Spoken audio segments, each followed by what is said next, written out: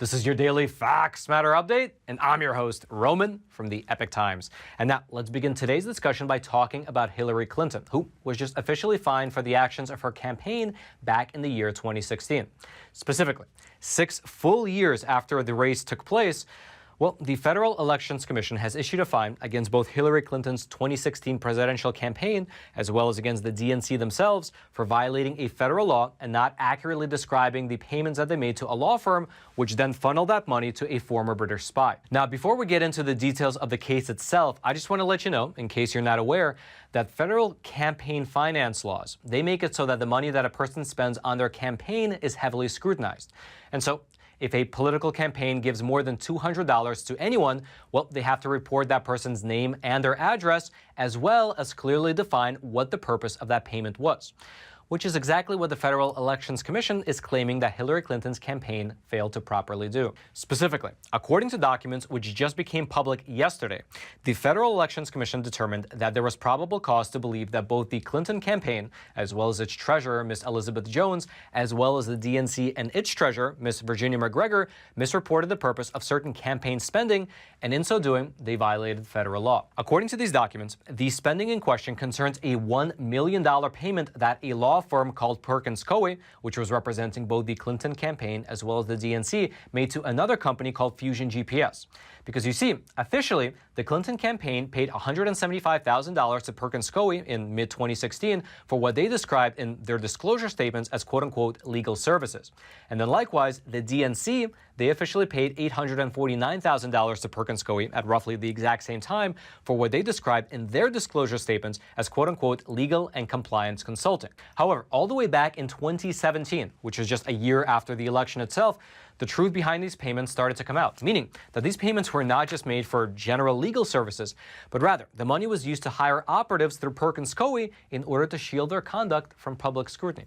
Here's, for instance, how one of the complaints that was lodged with the Federal Elections Commission described it. And for your reference, this particular complaint came from the Coolidge-Reagan Foundation. Quote, by intentionally obscuring their payments through Perkins Coie and failing to publicly disclose the true purpose of those payments, the Hillary Clinton campaign, as well as the DNC, were able to avoid publicly reporting on their statutorily required FEC disclosure forms the fact that they were paying Fusion GPS to perform opposition research on Trump with the intent of influencing the outcome of the 2016 presidential election. And indeed, the facts in this particular complaint, well, they have been public knowledge since the year 2017, when this letter right here was made public, showing the law firm, Perkins Coie, acknowledging their arrangement with Fusion GPS to create a salacious opposition research document to frame Trump. Now, we here at the Epoch Times, we did reach out to the Federal Elections Commission for comment regarding this development, and they got back to us, but frankly, they didn't really say much of substance. Regardless, though, here's what they wrote to us in an email. Quote, the FEC has up to 30 days following notification of the parties to an enforcement matter to prepare and place the relevant documents on the public record. Until then, we cannot provide comment or disclose any information. Now, very likely, the obvious next question that you're probably wondering about is how much is the fine that they have to pay?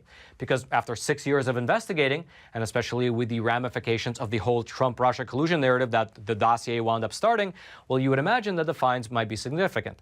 Well, here's what the Clinton campaign and the DNC agreed to pay the Federal Elections Commission. $8,000 for the Clinton campaign and $105,000 for the DNC.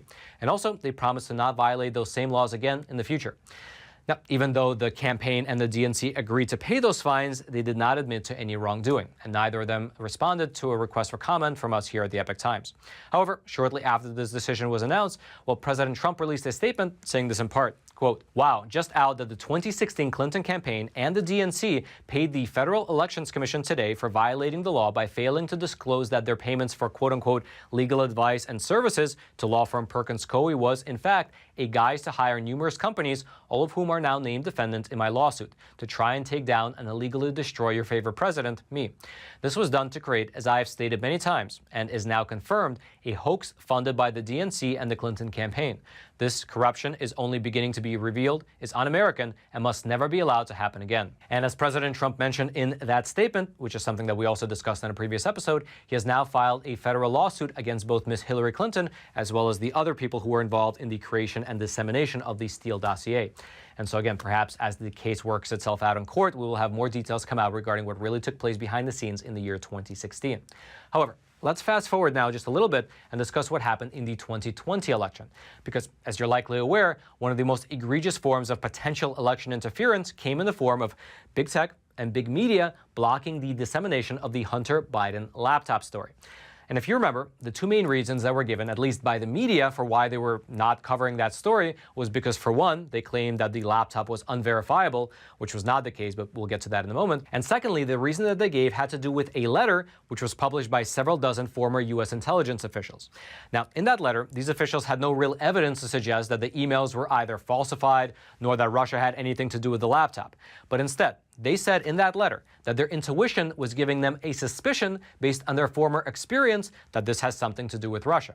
And so here's what those officials, those former intelligence officials, wrote in their letter back in the year 2020. Quote, "We want to emphasize that we do not know if the emails provided to the New York Post by President Trump's personal attorney, Rudy Giuliani, are genuine or not, and that we do not have evidence of Russian involvement.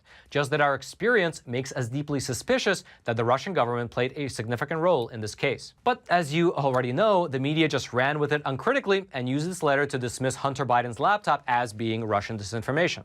However, the truth had to come out sometime. And that sometime was 2 days ago.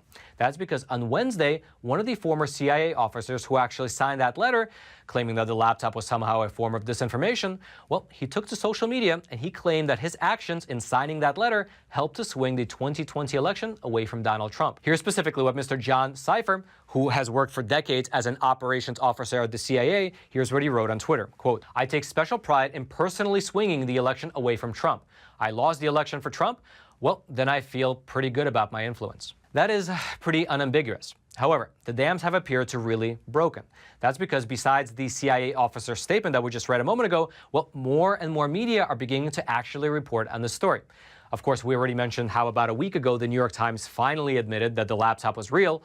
However, now the Washington Post just ran a story titled, quote, "Inside Hunter Biden's multi-million-dollar deals with a Chinese energy company." And those deals, by the way, they're the ones where Hunter Biden was holding 10% for the big guy. Then also you had CNN running a fairly blistering segment on how the federal investigation into Hunter Biden is, quote unquote, heating up. And then you had a Wall Street Journal article, just likewise about 3 days ago, publish a very critical story of how prosecutors are advancing their tax probe into Hunter Biden. And that particular story has to do with his dealings over in Ukraine as well as Kazakhstan.